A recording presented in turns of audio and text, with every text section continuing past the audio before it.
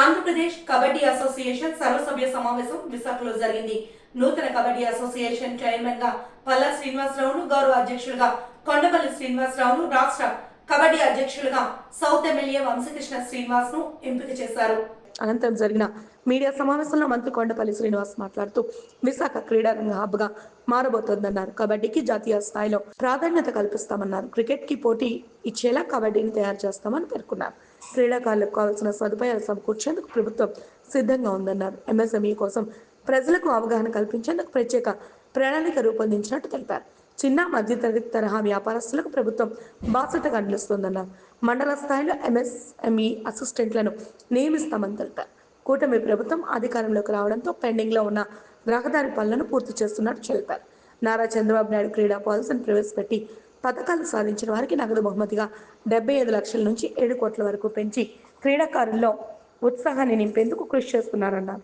విశాఖ దక్షిణ నియోజకవర్గ ఎమ్మెల్యే వంశకృష్ణ శ్రీనివాస్ యాదవ్ మాట్లాడుతూ కబడ్డీకి పూర్వ వైభవం వచ్చేలా కృషి చేస్తానని హామీ ఇచ్చారు.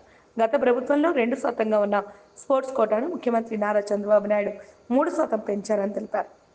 నారా చంద్రబాబు నాయుడు క్రీడా పాలసీని ప్రవేశపెట్టి పథకాలు సాధించిన వారికి నగదు బహుమతిగా 75 లక్షల నుంచి 7 కోట్ల వరకు పెంచి క్రీడాకారుల్లో ఉత్సాహం నింపేందుకు కృషి చేస్తున్నారన్నారు. కార్యక్రమంలో రాష్ట్ర కబడ్డీ అసోసియేషన్ కార్యదర్శి పి పద్మజ, బాల, సిఇఓ వీరాలంకాయ, ఆర్గనైజింగ్ సెక్రటరీ ఉరుకుటి శ్రీనివాసరావు పాల్గొన్నారు. ఒకప్పుడు మామూలు దీంట్లో ఆడేవారు, ఇప్పుడు మ్యాట్ వచ్చింది. కింద గ్రౌండ్ నుంచి తేవాలంటే విలేజ్ లెవెల్లో కూడా ఒక కబడ్డీ స్పోర్ట్ తీసుకురావాలంటే దాన్ని విలేజ్ లెవెల్లో స్టార్ట్ చేస్తూ మండల్ లెవెల్లో, డిస్ట్రిక్ట్ లెవెల్లో, స్టేట్ లెవెల్లో తీసుకురావాలి. ప్లేయర్ మనకి విలేజ్ లెవెల్ నుంచి రావాలంటే చాలా ఈజీగా మనం ప్రోత్సహించడం జరుగుతుంది. అలాగే మనకి స్టేట్ లెవెల్లోని, నేషనల్ లెవెల్లోని కాంపిటీషన్స్కి మనకి ఎలాగైతే ఇన్ఫ్రాస్ట్రక్చర్ అవసరం ఉందో దాన్ని అందరం కలిపి ప్రతిపాదించి గౌరవ ముఖ్యమంత్రి వారిని రిక్వెస్ట్ చేస్తూ ఒక మంచి అకాడమీ కూడా మనం ప్రతిపాదిస్తాం. ఎందుకంటే ఈరోజు మనం బ్యాడ్మింటన్కి, క్రికెట్కి అన్నింటికి అకాడమీస్ మనం తెలుసుకుంటాం. ఎందుకంటే అందులో మనం సక్సెస్ అయ్యాక తెలుసుకున్నాం. కబడ్డీలో కూడా మనం సక్సెస్ చూపించి మంచి అకాడమీ కూడా మన రాష్ట్ర ప్రభుత్వం తరఫున మనం అడగడానికి కూడా అవకాశం ఉంటుంది. మరి అంతేకాకుండా ఇక్కడ ఉన్న యూత్ అందరూ నన్ను ఎందుకు చూస్ చేసుకున్నట్టు తెలియదు, కానీ నా వంతుగా నేను పూర్తి స్థాయిలో నేను సహకారం చేస్తాను.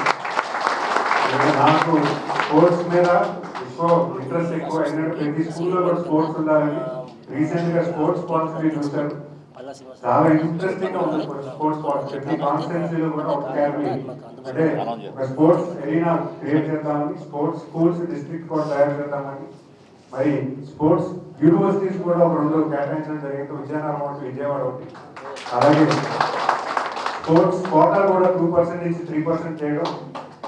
ముఖ్యంగా గౌరవ ముఖ్యమంత్రులు కూడా స్పోర్ట్స్ పట్ల ఆయనకున్న ఇంట్రెస్ట్ కూడా, ఎందుకంటే ఈరోజు స్టేట్ కి ఒక రోల్ మోడల్ కానీ ఒక బ్రాండ్ తీసుకురావాలంటే అందులో స్పోర్ట్స్ కూడా ఒక భాగమే. ఎందుకంటే ఇంటర్నేషనల్ లెవెల్లో ఆంధ్రప్రదేశ్ నుంచి ఒక స్పోర్ట్స్ మెన్ రిప్రజెంట్ చేస్తున్నారంటే ఖచ్చితంగా అది గౌరవం వచ్చే పరిస్థితి. కాబట్టి స్పోర్ట్స్ ని ఎక్కువ శాతం ప్రోత్సహించేలాగా మంచి అవార్డు, క్యాష్ అవార్డు కూడా ఇవ్వడం జరిగింది. ఈరోజు ఖేలో ఇండియా కూడా కొత్తగా వచ్చిన స్పోర్ట్స్ పాలసీలో ప్రతి ఖేలో ఇండియాలో గోల్డ్ మెడల్ వచ్చిన వాళ్ళు కూడా ఈరోజు అమౌంట్ ఇచ్చే పరిస్థితి గవర్నమెంట్ కల్పించే విధంగా ఆలోచిస్తుంటే స్పోర్ట్స్ ఖచ్చితంగా మనం ప్రోత్సహించాలి. లాస్ట్ 5 years లో స్పోర్ట్స్ అయితే పూర్తిగా దాన్ని మెరుగుపడారు, పూర్తిగా దాన్ని నిర్వీర్యం చేశారు. ఎందుకంటే ఈరోజు మనం చూస్తే ప్రైవేట్ వాళ్ళు స్పోర్ట్స్ ప్రోత్సహిస్తున్నారు, కానీ గవర్నమెంట్ నుంచి స్పోర్ట్స్ ని ప్రోత్సహించడానికి కంప్లీట్ గా నిర్వీర్యం చేశారని చెప్పడం ఎటువంటి సందేహం లేదు.